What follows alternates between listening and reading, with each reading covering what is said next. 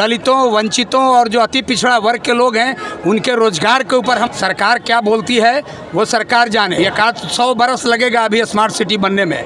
नीतीश कुमार को बोलिए। नमस्कार, आदाब, सत श्री अकाल। लाइव नेशन 7 में आपका स्वागत है। मैं शादाब मलिक।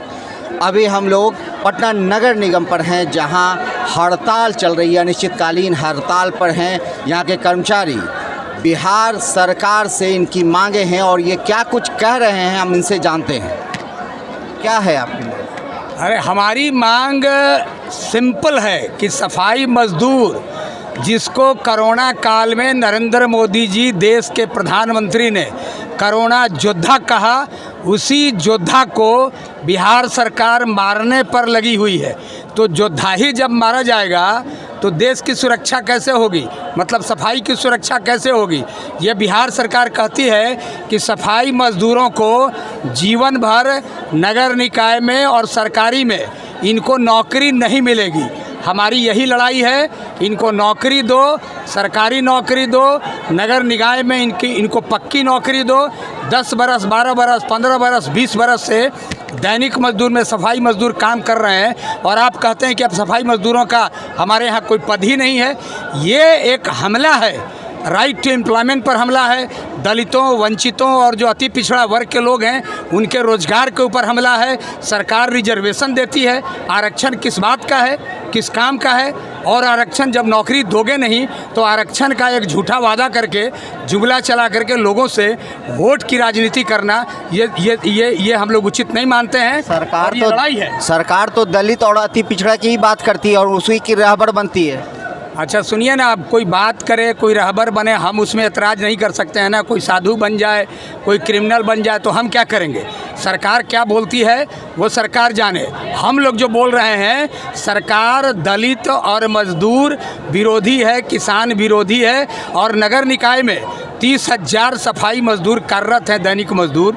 तो सरकार बताए ना कि हम झूठ बोल रहे हैं या जो हम लोग मांग कर रहे हैं वो झूठ है। सरकार बताए कि ग्रुप घ के सफाई मजदूरों का पद सरकार ने क्यों ख़त्म किया। ये जवाब तो नीतीश कुमार जी को देना चाहिए।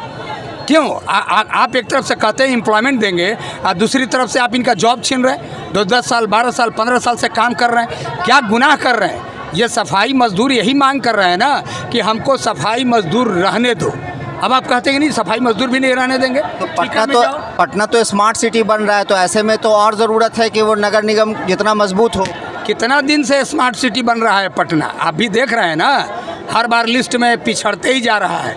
100 बरस लगेगा अभी स्मार्ट सिटी बनने में। अरे स्मार्ट सिटी बन जाने से तो नहीं होगा।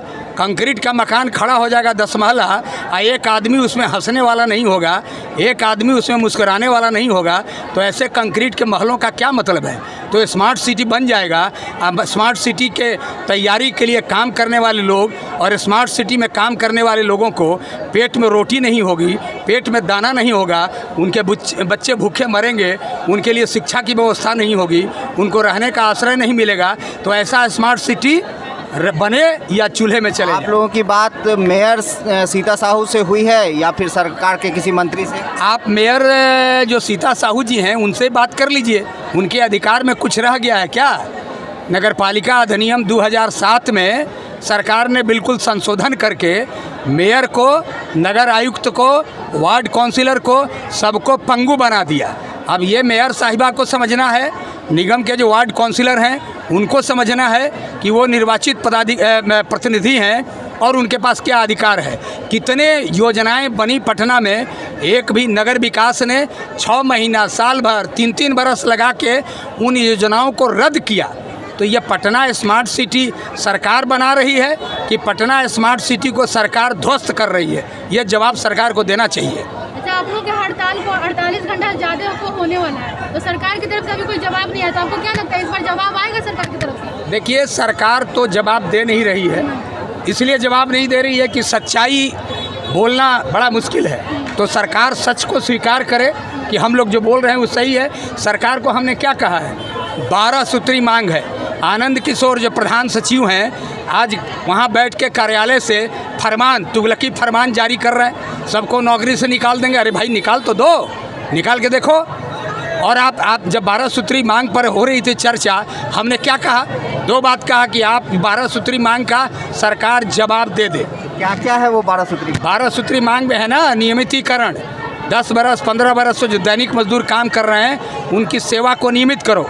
और कौन दैनिक मजदूर हैं? जो सफाई मजदूर हैं। तो सफाई मजदूर के नौकरी की मांग है एक। दूसरा कि यहाँ आउटसोर्स पर लूट हो रहा है।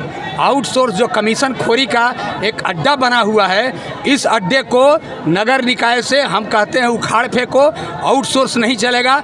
पटना में जब बाढ़ आया था 2 बरस पहले, हाई लेवल कमेटी यहाँ बनी थी, उच्च स्तरीय जांच समिति। वो जांच समिति डेवलपमेंट कमिश्नर के अध्यक्षता में था। उसने रिपोर्ट दिया है कि ऐसे कार्यों में अनुभवी लोगों को लगाना चाहिए और स्पेसिफिक कहा है कि ऐसे कार्यों में आउटसोर्स मजदूर को नहीं रखा जाना चाहिए। बावजूद इसके सरकार अपने ही कमेटी बनाती है और अपने ही कमेटी के अनुशंसाओं को जो गरीबों के पक्ष में होता है, मजदूरों के पक्ष में होता है, उसको मानने के लिए सरकार इनकार करती है। तो ये हम पर्दाफाश करेंगे। नगर निकाय में लूट मचा है। जो सरकार के पास से पैसा आ रहा है उसे लूटने का एक तरीका बनाया गया और यही आवाज़ उठ रही है, ये नारे आप सुन रहे हैं। ये वही कर्मचारी हैं जो पटना को साफ रखते हैं। ये वो कर्मचारी हैं जो अपने जान को जोखिम में डालकर पटना की गंदगियां साफ करते हैं, जो कोरोना से लोगों को बचाते हैं, खुद कोरोना का खतरा उठाकर। वैसे लोग आज अपनी आवाज़ उठा रहे हैं मगर सरकार उनकी आवाज़ नहीं सुन रही। सरकार उनके बहाली पर सवालिया निशान खड़ी कर रही है। ये सवाल है इन मजदूरों का, इन दलितों का, इन वैसे पिछले बैठे पैदान पे बैठे वाले से लोगों का जिनकी आवाज़ सरकार के कान में नहीं पहुंच रही।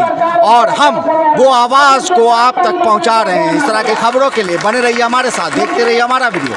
अगर आपको हमारा वीडियो पसंद आता है तो हमारे चैनल को जरूर सब्सक्राइब करें। अगर आप फेसबुक के लिए देख रहे हैं तो पेज लाइक करना ना भूलें। धन्यवाद।